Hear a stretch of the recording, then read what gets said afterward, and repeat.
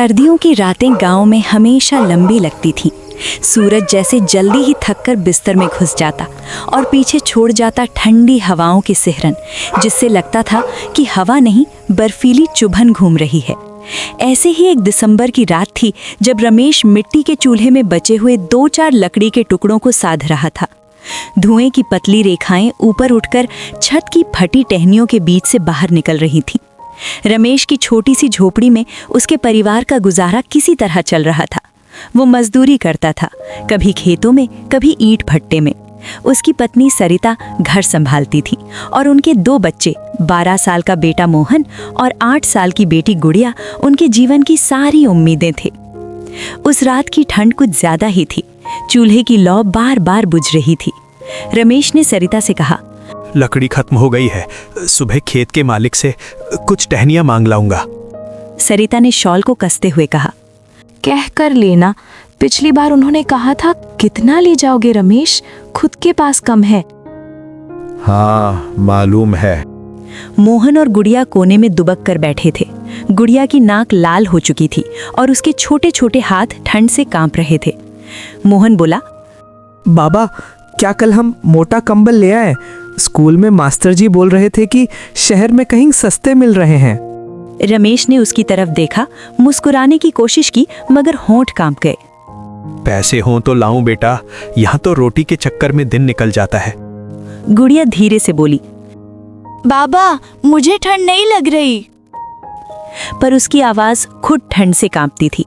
सरिता ने उसे खींचकर अपनी गोद में ले लिया और धीमे से कहा, झूठ बोल रही हूँ माँ, खुद को ठंड नहीं लगती क्या? चल माँ के पास रहो। झोपड़ी में चूल्हे की बुझती आंच, बर्फ जैसी हवा और परिवार की परेशानी, इन तीनों ने रात को और लंबा कर दिया। अगली सुबह सूरज अब भी धुंध में छिपा था। रमेश हाथ में रस्सी लिए गांव के बाहर वाले खेत की ओर बढ़ा। मालिक से लकड़ियां मांगने जाना ही उसकी मजबूरी थी। खेत के मालिक ठाकुर साहब टे खड़े थे। रमेश ने हिम्मत करके कहा, साहब कुछ सूखी टहनियां मिल जाती तो, बच्चों को बहुत ठंड लग रही है। रमेश, ये सब तुम मजदूरों की आदत है। हर साल सर्दी में आकर लकड़ी मांगते हो। हम भी कितनी दें? तुम लोग अपना इंतजाम क्यों नहीं करते? साहब इंतजाम करने के ही लिए तो मजदूरी करता हूँ। ठीक है, वहाँ ढेर लगा है, उसमें से थोड़ी ले जाना, बस ज्यादा मत उठाना। रमेश का चेहरा ढीले ढाले बादलों के बीच उभरते सूरज जैसा चमक उठा। जब वो लकड़ियां बांटकर वापस लौटा तो मोहन रास्ते पर ही उसका इंतजार कर रहा था। बाबा इतने लकड़ी? हाँ, आज रात ठंड नहीं लगेगी। लेकिन उसे नहीं पता था कि असली ठंड तो उसके जीवन में अभी उतरनी बाकी थी। स्कूल की फीस और कड़वी सच्चाई। दोपहर को स्कूल जाते समय मोहन रास्ते में रुका रहा। उसने रमेश से कहा, बाबा मास्टर जी कह रहे थे मेरी 3 महीने की फीस बाकी है, अगर कल तक ना जमा हुई तो स्कूल से निकाल देंगे। ये सुनकर रमेश के कदम जैसे जमे रह गए। 1200 रुपए, मैं देखूंगा बेटा, कोशिश करूंगा। 1200 रुपए रमेश के लिए 12,000 जैसे थे। अगर पैसे नहीं हुए तो क्या मैं स्कूल नहीं जाऊंगा? रमेश की आंखें भर आईं। ऐसा नहीं होगा, तेरा बाप अभी जिंदा है। लेकिन अंदर से उसे पता था उसके हाथ खाली हैं। शाम होते ही ठंड फिर तेज हो गई। झोपड़ी में आज लकड़ी तो थी, पर मन में चिंता की आग थी। मोहन ने आज बताया था कि फीस भरनी है। हाँ, 1200 रुपए, हमारे पास तो 150 भी नहीं है। कुछ देर दोनों चुप रहे। चूल्हे में जलती लकड़ियों की चरमराहट ही कमरे को भर रही थी। सरिता ने कहा, अब क्या होगा तुम्हारा? क्यों ना मैं ठाकुर साहब के घर काम करने लगूं? उनके यहाँ नौकरानी की जरूरत है। तुझे किसी के घर बर्तन धोने भेजूं? नहीं सरिता, जब तक मैं काम कर रहा हूँ तू घर में ही रहेगी। और बच्चों का क्या? मोहन का स्कूल? रमेश ने नाराज होकर कहा, मैं कुछ भी करूंगा, पर उसे पढ़ाकर रहूंगा। क्या तुम्हारे पास कुछ है? सरिता ने कड़वाहट से पूछा। रमेश कुछ न कह पाया। उधर मोहन और गुड़िया इन्हीं बातों को चुपके से सुन रहे थे। मोहन बिस्तर में बैठा सोच रहा था, क्या पढ़ाई सच में इतनी महंगी होती है? अगली सुबह मोहन स्कूल नहीं गया। वो घर से चुपके से निकलकर बाजार की ओर गया। कुछ देर बाद वो वापस आया तो उसके हाथ में एक बोरी थी। सरिता ने पूछा, ये क्या है? मोहन ने शर्माते हुए कहा, मैंने चाय की दुकान में पूछा, वे बोले कि अगर मैं बर्तन धो दूं तो 80 रुपए रोज देंगे। रमेश चौंक गया। तू काम करेगा? किसने कहा? नहीं। बाबा, मैं पढ़ना चाहता हूँ, पर स्कूल मुझे निकाल देगा तो मैं थोड़ा थोड़ा कमा लूंगा। नहीं, तू काम नहीं करेगा, तू पढ़ेगा, समझे? तो फीस कौन भरेगा बाबा? आप रोज कहते हो पैसे नहीं हैं। रमेश के पास कोई जवाब नहीं था। वो बस दरवाजे के बाहर जाकर बैठ गया और ठंडी हवा में अपना चेहरा छुपा लिया। उस शाम अचानक गांव में एक समाजसेवी ट्रक आया। वो गरीब बच्चों को सर्दियों के कपड़े बांट रहे थे।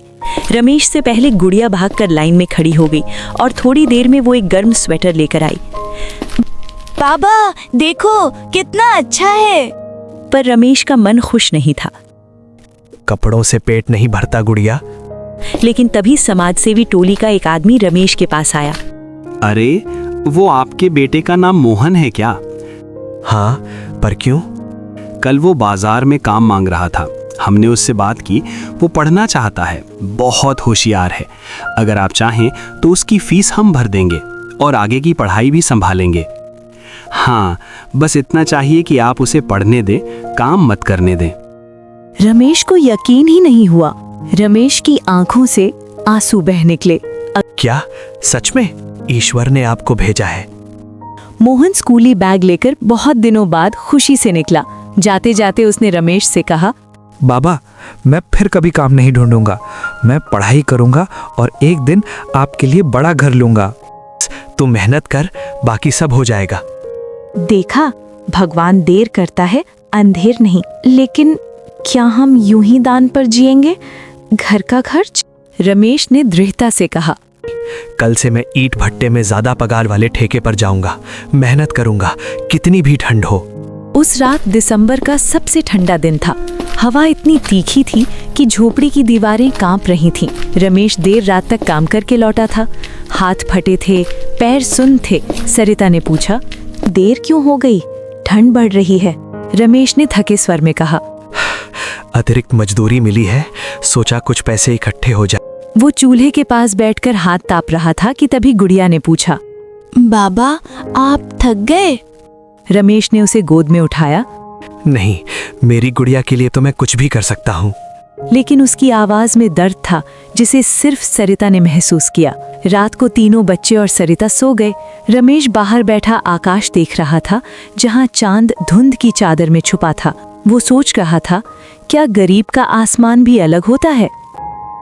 सुबह दरवाजे पर दस्तक हुई। रमेश ने खोला तो सामने स्कूल का मास्टर खड़ा था। रमेश, मैंने सुना है मोहन की फीस किसी ने भर दी है। मैं बस यही कहने आया हूँ। आपके दोनों बच्चे पढ़ने में अव्वल हैं। अगर चाहें तो मैं उन्हें शाम को घर पर पढ़ाने आ जाऊंगा, फ्री में। रमेश की आंखें फिर नम हो गईं। सरिता कहने लगी, लगता है भगवान ने हमारी सुन ली है। कुछ हफ्तों बाद मोहन पढ़ाई में डूब गया। गुड़िया भी स्कूल लगन से जाने लगी। झोपड़ी में अब भी गरीबी थी। दीवारों पर मिट्टी झड़ती थी, छत टपकती थी, पर वातावरण में उम्मीद की गर्मी थी। एक रात जब चूल्हा बुझता बुझता बजा, मोहन ने रमेश से कहा, बाबा, एक दिन मैं बड़ा आदमी बनूंगा। आप लोगों को कभी ठंड में परेशान नहीं होने दूंगा। हाँ बेटा, तू जरूर बनेगा। सरिता ने चुपचाप दोनों को देखा। उसके मन में भी पहली बार डर की जगह भरोसा आया। फरवरी के अंत में गांव में एक परीक्षा प्रतियोगिता हुई। पूरी तहसील से बच्चे भाग लेने आए। मोहन भी गया। एक हफ्ते बाद परिणाम आया। मोहन पहले स्थान पर था। गांव का नाम रेडियो पर बोला गया। पहला स्थान मोहन, गांव बंसीपुर, किसान मजदूर रमेश का बेटा। गांव वाले भी रमेश को बधाई देने लगे। आज पहली बार किसी ने मेरा नाम गर्व से लिया है। तुम्हारा बेटा एक दिन बड़ा अधिकारी बनेगा। अरे, अब तो तुम्हारी किस्मत चमक गई। पर रमेश के लिए सबसे बड़ी खुशी यही थी। उसने अपने बच्चों को ठंड, भूख और गरीबी के बीच भी हारने नहीं दिया। सर्दियां अब भी थीं, हवा अब भी ठंडी थी, झोपड़ी अब भी वैसी ही थी, लेकिन अंदर एक नई गर्मी थी। मोहन पढ़ाई में और लगन से जुट गया। गुड़िया ने भी स्कूल में अच्छा करना शुरू कर दिया। सरिता के चेहरे पर पुराने दुखों की जगह उम्मीद की चमक थी। और रमेश, वो अब भी रोज मेहनत करता था, पर अब वो थकता नहीं था, क्योंकि उसे पता था उसकी गरीबी उससे बड़े नहीं थी, उसके सपने उससे बड़े थे। उस रात सरिता ने चूल्हे की लौ को देखते हुए कहा, रमेश, देखना, हमारे बच्चे हमें एक दिन इस ठंड से निकाल देंगे। हाँ सरिता, ये ठंडी रातें हमारी कहानी का हिस्सा है, अंत नहीं। छोटी सी झोपड़ी के अंदर उम्मीद का चूल्हा जल चुका था।